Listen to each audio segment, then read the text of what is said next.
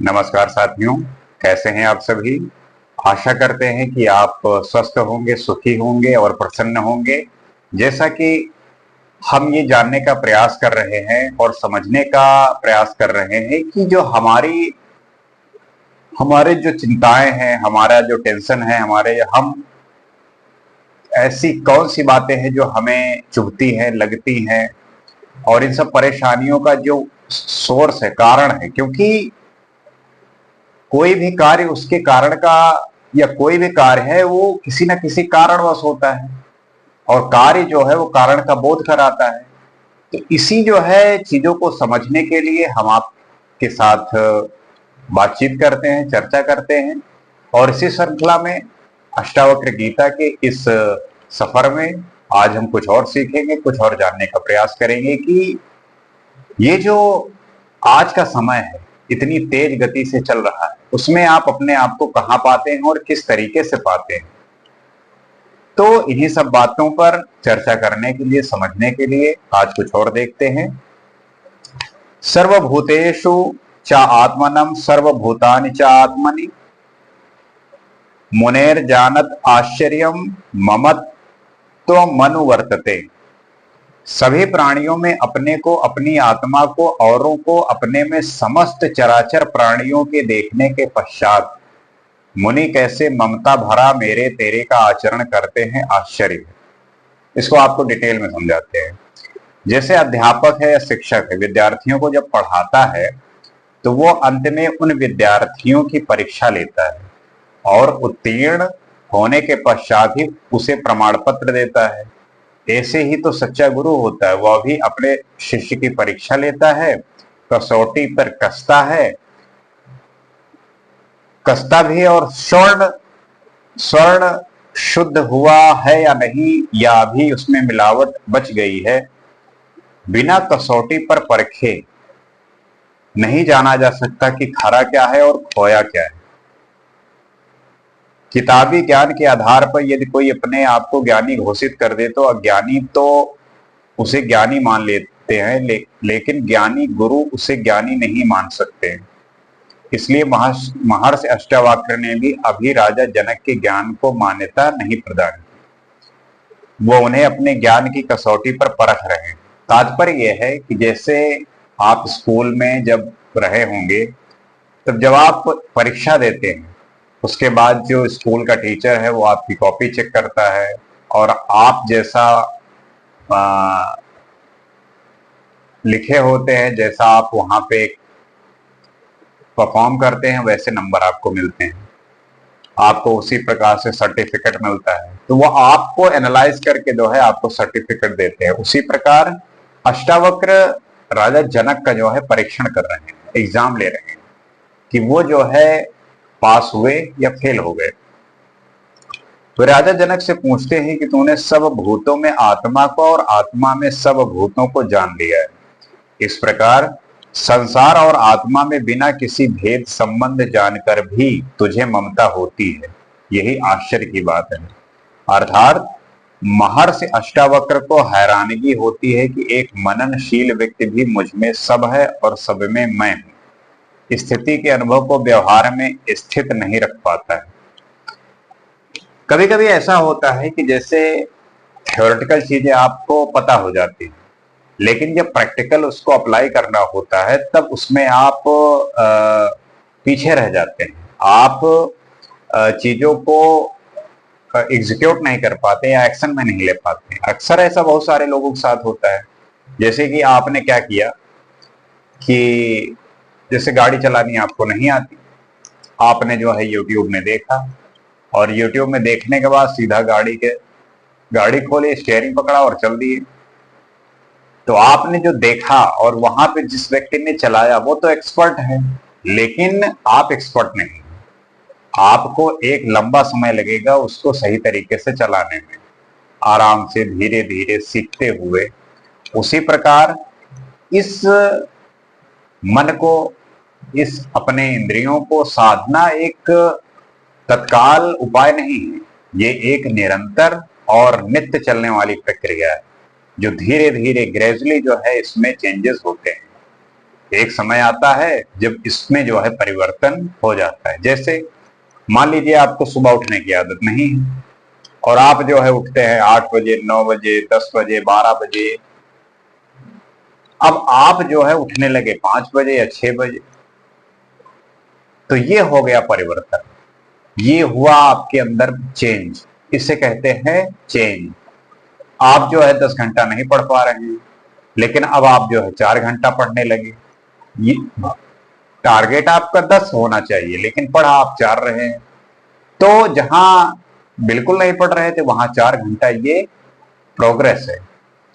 आप जो है महीने में 20 दिन शराब पीते थे, अब आप जो है 1 हफ्ते पीते हैं, ये 4-5 दिन पीते हैं, तो ये जो है इम्प्रूवमेंट है, ये जो है अच्छी बात है।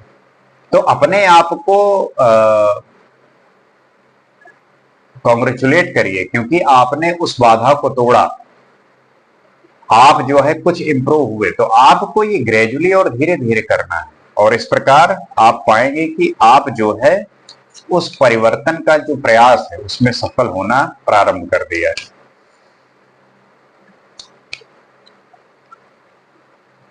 अस्थिता परम अद्वैतम मोक्षार्थे अपि व्यवस्थिता आश्चर्यम काम वशगो विकला केल शिक्षया।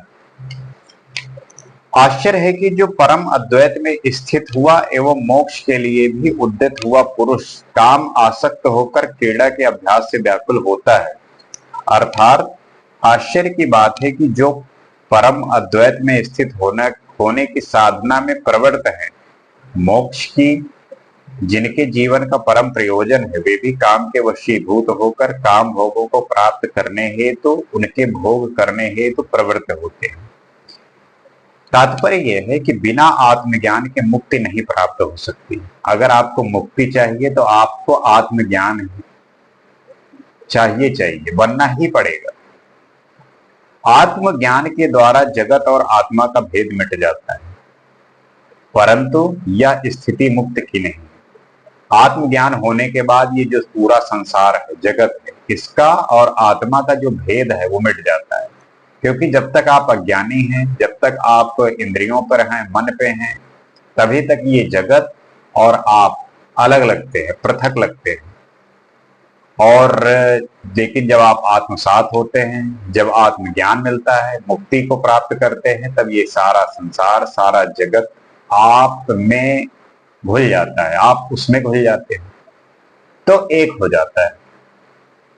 इसे साविकल्प समाधि कहते हैं। इसमें विकल्प बना रहता है, समस्त संस्कार मन, बुद्धि, चित्त इत्यादि बीज रूप में स्थित रहते हैं, परंतु ये इसके पश्चात ज्ञानी मनुष्य बिना विकल्प वाली समाधि में प्रवेश करता है तो वह बीज भी नष्ट हो जाता है, जिसके कारण संसार में फिर से आने की संभावना ही समाप्त हो जाती है। यही मुक्ति की स्थिति है। जब तक आपको मोक्ष की प्राप्ति नहीं होगी, जब तक आपको मुक्ति की प्राप्ति नहीं होगी, तब तक आप लगातार जन्म लेते रहेंगे और इस संसार में आते हुए सुख और दुख को भोगते हुए आपको आना जाना होगा। महर्षि अष्टावक्र इसी कारण जनक से पूछते हैं कि तू परम अध्यात्म में विद्यमान हो गया है और मोक्ष हेतु अग्रसर है। इसका तात्पर्य यह है कि आत्मज्ञान हो चुका है, मुक्ति होनी अभी शेष है। यह सविकल्प समाधि की अवस्था है। आत्मज्ञान का होना और उसके बाद मुक्ति का होना, ये अलग अलग प्रक्रिया है। ऐसी स्थिति में पहुंचकर भी तू काम वासना से व्याकुल है, यही आश्चर्य की बात है। महर्षि अष्टावक्र राजा जनक से ये जानना चाहते हैं कि उसकी अभी काम के प्रति बेचैनी समाप्त हुई है या नहीं। जिसको आत्मज्ञान हो जाता है, आत्मसात होता है, तो उसका परीक्षा होता है कि वाकई में काम के प्रति बेचैनी समाप्त हुई है या नहीं। यदि काम वासना की व्याकुलता अभी बच गई है तो इसका मतलब है कि आत्मज्ञान अभी हुआ ही नहीं, सिर्फ भ्रांति मात्र। ये डाउट है। जब तक काम वासना की जो है आपके अंदर की संपूर्णता नष्ट नहीं हो जाती, संपूर्ण रूप से खत्म नहीं हो जाता, ताकि आपका मन उस तरफ जाए ही ना, तब जो है होता है आपको आत्मज्ञान। उदितम ज्ञानु ज्ञान दुर्मित्रम वधारयाति दुर्बला आश्चर्यम कामम आकांक्षेत कालम अंत मनुश्रिता।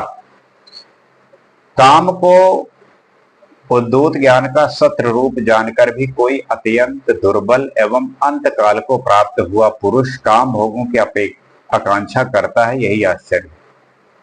वासनाएं कई प्रकार की होती हैं, परंतु उनमें काम वासना मनुष्य में सर्वाधिक होता है। वासनाएं तो कई प्रकार की होती हैं, लेकिन जो काम की वासना है ये सर्वाधिक होता है। अन्य वासनाओं का त्याग किया भी जा सकता है, परंतु इसका त्याग कर पाना अत्यंत कठिन होता है। सारे वासनाओं का त्याग कर सकते हैं, लेकिन जो काम वासना है ये त्याग करना बहुत मुश्किल है, बहुत चैलेंजिंग काम। और जब आप इसको त्यागने का प्रयास करते हैं तो ये और जो है आपको उसके करीब ले जाता है। तो ये जो काम वासना है ये सर्वाधिक होती है, इसको त्याग करना अत्यंत कठिन है।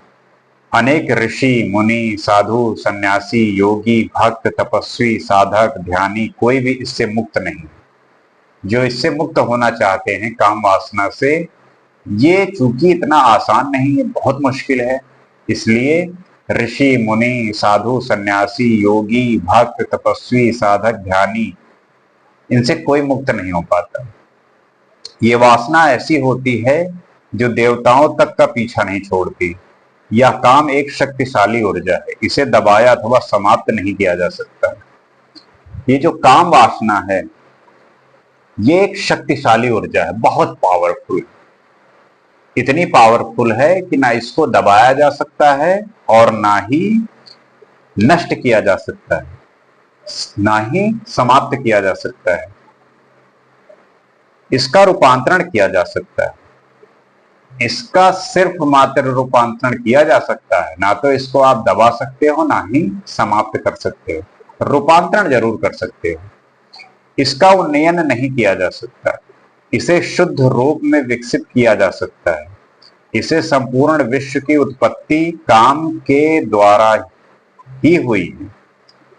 जितना आप संसार देख रहे हैं ये सिर्फ और सिर्फ काम के द्वारा ही देख रहे हैं, क्योंकि ये जितनी सृष्टि है ये सिर्फ और सिर्फ काम वासना की जो एनर्जी है उसी के द्वारा आप देख रहे हैं। ये शक्ति ईश्वर द्वारा प्रदत्त है, इसे प्राप्त नहीं किया जा सकता, परंतु इसका उपयोग वासना रूप में करना है।